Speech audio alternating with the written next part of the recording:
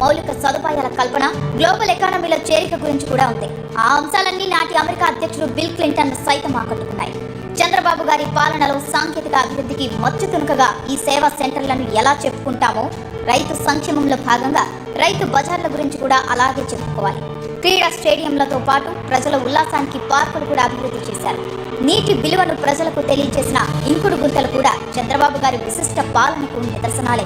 హైదరాబాద్లోని outer ring road, Shamshabad అంతర్జాతీయ విమానాశ్రయం, MMTS, మెట్రో రైల్ వంటి ప్రాజెక్టులు చంద్రబాబు గారి పాలనలోని ఊపిరి పోసుకున్నాయి.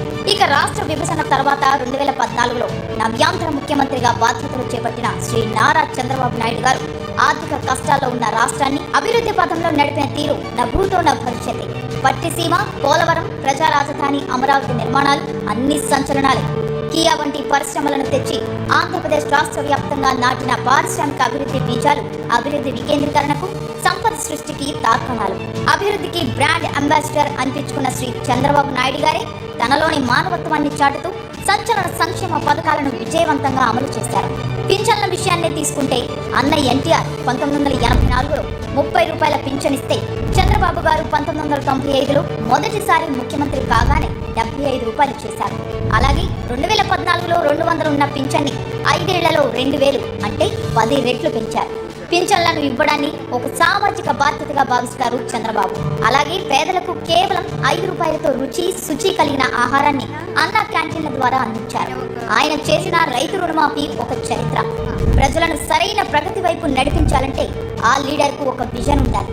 విజన్తో పాటు క్రమశిక్షణ, కృతనిశ్చయం, శ్రమించే తత్వం, చిత్తశుద్ధి, సహనం, సాహసం, ఈ లక్షణాలన్నీ కలిగిన నాయకుడు శ్రీ నారా చంద్రబాబు నాయుడు గారు. అటువంటి నాయకుడు ఈ రోజు ముఖ్యమంత్రిగా ఆంధ్రప్రదేశ్ రాష్ట్ర పాలనా పగ్గాలు అందుకుంటున్నారు. ఇది ఆంధ్రప్రదేశ్ ప్రజలకు నిజంగా శుభదినం. స్వర్ణ శకానికి నాంది పలుకుతున్న ఈ తరుణంలో ఆంధ్రప్రదేశ్ ప్రజలకు శుభాకాంక్షలు. చంద్రబాబు గారి పాలన రాష్ట్రంలోని ప్రతి ఒక్కరికి అత్యుత్తమమైన భవిష్యత్తును పంచాలని, ప్రతి గడపకు ప్రగతి, సంక్షేమం, ఆనందమని శుభాల తోరణాలు కట్టాలని ఆకాంక్షిద్దాం. ఓసారి చప్పట్లతోటి మనం వెల్కమ్ చేయాల్సింది, స్వాగతం పలకవలసింది. గత 10 ఏళ్లలో తనకంటూ ఒక ప్రత్యేకతను సంతరించుకున్నారు తండ్రికి తగ్గ తనయుడు.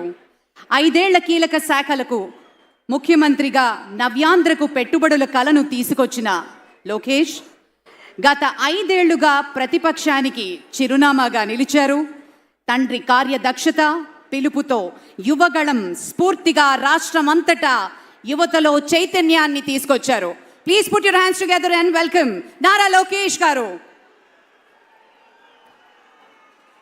ఒక అకుంఠితమైనటువంటి దీక్ష ఉన్నప్పుడే, ఒక అద్వితీయమైనటువంటి స్ఫూర్తి ఉన్నప్పుడే 1000 మైళ్ళ దూరాన్ని ఒక్క అడుగుతో ప్రారంభించి యువగళాన్ని నెత్తిపెట్టుకొని భుజానికెత్తుకున్నటువంటి అనుసంధాన కార్యక్రమాలు అన్నింటినీ కలగలిపి విశేషమైనటువంటి రీతిలో ఈ రాష్ట్ర యువత ఎన్నెన్ని ఇబ్బందులు పడుతుందో అవన్నీ గమనించినటువంటి రీతిలో పొరుగు రాష్ట్రాన్ని చూసి మనమంతా ముక్కున వేలేసుకోవలసినటువంటి పరిస్థితి వస్తున్నటువంటి సందర్భాన్ని దృష్టిలోకి తెచ్చుకున్నటువంటి యువ నాయకుడు శ్రీ లోకేష్ బాబు ఒక ప్రేమమూర్తిగా ఇవాళ ప్రత్యేకమైనటువంటి ఆత్మీయ బంధంతో తండ్రి గారు శ్రీ నారా చంద్రబాబు నాయుడు గారి నుంచి పుణికిపుచ్చుకున్నటువంటి సంస్కార భావాలతోటి, అత్యంత వినయంతో మానవ జీవన గమ్యాన్ని నిర్దేశించినట్లుగా జీవితాన్ని కలగా కాదు ఒక కర్తవ్య నిర్వహణలా బోధ చేసేటువంటి రీతిలో ప్రతి వ్యక్తికి కూడా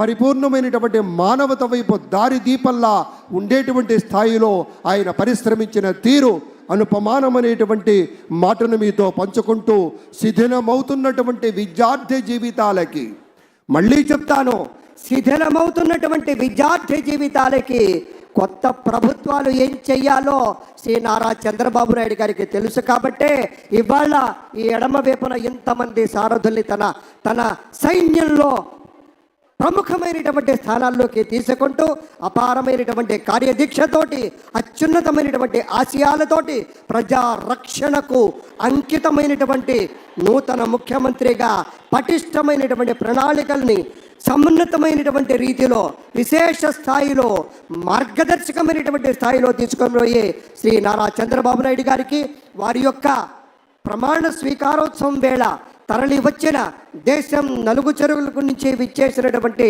ఆయా నేతలకు, వివిధ రంగాల ప్రతినిధులకు, పెద్దలకు, ఇతర దేశాల ప్రతినిధులకు అందరికీ పేరు పేరున స్వాగతం చెప్తూ తెలుగువారి యొక్క ఘనకీర్తి ఎంతో ఎన్టీ రామారావు గారు ఆ రోజుల్లోనే చెప్పారు. పంచకట్టుటలోన ప్రపంచాన మొనగాడు, కండువాలేనిదే గడప దాటని వాడు, పంచభక్ష్యాలు తన కంచాన వడ్డించ గోంగూర కోసమై లొట్టలేసేవాడు, ఎవడు వాడు ఇంకెవడు తెలుగువాడు అని చెప్పినటువంటి నాటి పద్యాన్ని తీసుకొని స్ఫూర్తిగా మన తెలుగు జాతి యొక్క ప్రాభవ వైభవాలకి దీటుగా ఇవాళ ఆ రోజున శ్రీ ఎన్టీఆర్, తర్వాత శ్రీ చంద్రబాబు నాయుడు గారు వారి యొక్క నేతృత్వంలో 4వసారి ముఖ్యమంత్రి అవుతున్నటువంటి ఆ పెద్దల యొక్క సారథ్యంలో పనిచేయడానికి ఇంతమంది సైన్యం సిద్ధంగా ఉంది. మనమంతా వారికి సహకరిస్తాం, వారు అందించేటువంటి ఫలాలని అందుకోబోతున్నాం అనేటువంటి మాటను కూడా మీతో గుర్తు చేస్తూ ఉన్నాం. ఇది మామూలు ప్రమాణ స్వీకారం కాదు అని ప్రపంచవ్యాప్తంగా ప్రతి ఒక్కరూ అనుకుంటున్న క్షణం. ఒక తెలుగువారు సాధించాలనుకుంటే ఏదైనా చేయగలరు అని నిరూపించుకుంటున్న క్షణం. అతిరథ మహారథులు, వరల్డ్ కాన్సులేట్ జనరల్స్తో పాటు ప్రముఖ నటులు, భారతదేశం గర్వించదగ్గ నటులు, పద్మ విభూషణులు, సూపర్ స్టార్లు ఈ వేదిక మీద రావడం మనం నిజంగా ఎంత అదృష్టం చేసుకున్నాం అనిపిస్తుంది. ఒక్కసారి మనం చూసుకుంటే ఈ ప్రమాణ స్వీకార మహోత్సవం గజదళం, అశ్వదళం, అభిముఖం అన్న రేంజ్లో నభూతో నభవిష్యతి అనే విధంగా జరుపుకుంటున్న క్షణం. హృదయాన్ని మెత్తగా ఆత్మీయతతో స్పృశిస్తూ వెళుతున్నటువంటి అనుభూతి, ఒక పలకరించినటువంటి ఒక పవన వీచిక మన పవన్ కళ్యాణ్. ఒక ప్రేమమూర్తిగా చిరునవ్వులు పంచుతూరు ఆత్మీయ బంధాలతో కరచాలనం చేసినటువంటి అనుభూతి ఉంటుంది. వారు ప్రచారం కోసం వచ్చినప్పుడు ప్రతి యువత కూడా ఎగిరెగిరి ఎప్పుడెప్పుడు ఆయన్ని అందుకుందామా, ఆయన కరస్పర్శ తాకితే చాలు పులకించిపోతామనేటువంటి రీతిలో పనిచేసినటువంటి రోజులు గుర్తుకొస్తున్నాయి, పరిశ్రమించినటువంటి రోజులు గుర్తుకొస్తున్నాయి. శిథిలమయ్యేటువంటి నాటి రోజుల్ని పూర్తిగా భూస్థాపితం చేసుకొని ఇవాళ రెట్టించిన ఉత్సాహంతో, పటిష్టమైనటువంటి ప్రణాళికతోటి ముందుకొస్తున్నారు. మన ముఖ్యమంత్రి వర్యులుగా ప్రమాణ స్వీకారం చేయబోతున్నటువంటి శ్రీ నారా చంద్రబాబు నాయుడు గారి గురించి చెప్పుకుంటే ఒక కార్యదక్షతకు నిదర్శనం, ఒక నిలువెత్తు రేఖాచిత్రాన్ని గీస్తే అచ్చమ్మది చంద్రబాబు నాయుడులా ఉంటుంది. ఎందుకంటే మనకు తెలుసు, గతంలో వారి యొక్క నేతృత్వంలో నదుల అనుసంధానం కావచ్చు, నూతన రాజధాని ఏర్పాట్లు కావచ్చు, రహదారుల నిర్మాణం కావచ్చు, నూతన వ్యవసాయ విధానాలు కావచ్చు, ప్రతి చోట పారదర్శకత కావచ్చు.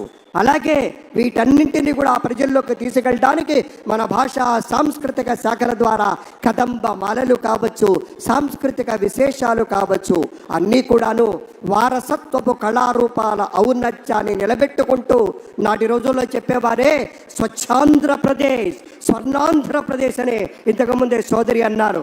ది CEO ఆఫ్ ఆంధ్రప్రదేశ్ అని నాటి రోజుల్లో ఘనంగా చెప్పుకునేవాళ్ళం. ఎందుకయ్యా అంటే ఒకే ఒక కారణం, ఎప్పటికప్పుడు అప్డేట్ అవుతూ ఉండాలి, ముసిలిగా మారిపోకూడదు. అప్డేట్ అవ్వాలనే ఉద్దేశంతో నూతన సాంకేతిక పరిజ్ఞానంతో అవినీతి రహిత సమాజాన్ని సాధించేందుకు త్రికరణ శుద్ధిగా శ్రమిస్తూ మన ప్రగతిని మరింత వేగవంతం చేస్తూ, అది కూడాను ప్రశాంతంగా, సురక్షితంగా, ఆనందదాయకమైనటువంటి సమాజ నిర్మాణమే కర్తవ్యంగా పనిచేసేటువంటి ప్రభుత్వం ఇవాళ పదవీ స్వీకారం చేయబోతున్నటువంటి వేళ రాష్ట్ర కళ్యాణమే ధ్యేయంగా, ప్రజాసేవే పరమార్థంగా ది స్మార్ట్ ఆంధ్రప్రదేశ్ మనం చూడబోతూ ఉన్నాం. आदरणीय अमित शाह जी को हम स्वागत करते हैं और अभिनंदन करते हैं और जोरदार तालियों से बहुत बहुत धन्यवाद sir. Thank you so much for joining us. అలాగే గౌరవనీయులు former vice president of India Shri Venkaiah Naidu గారికి సాదరంగా స్వాగతం పలుకుతున్నాం.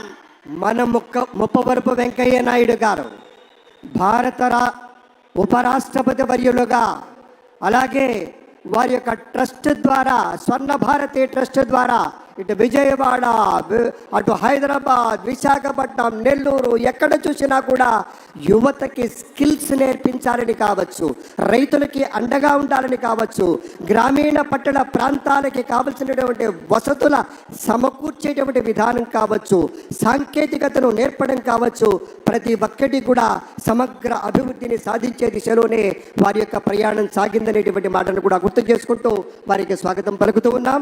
और हमारे यूनियन मिनिस्टर श्री जेपी नड्डा जी को हार्दिक स्वागत करते हैं और जोरदार तालियों से स्वागत. ఇక రేపటి నుంచి మనం చూస్తాం, ఎందుకంటే ఎన్నాళ్ళగానో ఎదురు చూసి కళ్ళు కాయలు కాచిపోయాయి. అయితే రేపటి నుంచి విపార్చిన నేత్రాలతోటి, విశాలమైనటువంటి భావాలతోటి ఉధృతంగా సాగేటువంటి అభివృద్ధి పనుల తాలూకు విశేషాలన్నీ కూడా మనం ప్రత్యక్షంగా వీక్షించబోతున్నాం అనేటువంటి మాటను కూడా గుర్తు చేస్తూ We take the pleasure to welcome the Union Minister, Roads and Transport, National Highways, Shri Nitin Gadkari ji को हम अभिनंदन और स्वागत करते हैं. Thank you so much for joining us, sir.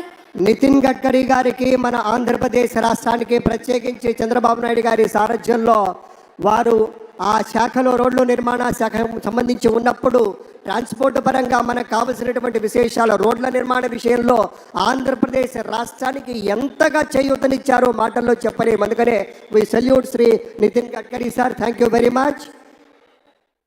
మన తెలుగు వారు సుప్రీం కోర్ట్ స్థాయికి ఎదిగి అందరినీ మరోసారి ఇన్స్పైర్ చేశారు. Retired chief justice of India Shri ND Ramana గారికి సవినీయంగా స్వాగతం పలుకుతున్నాం. శ్రీ ఎన్ వెంకటరమణ గారు నిలువెత్తు న్యాయానికి నిలువ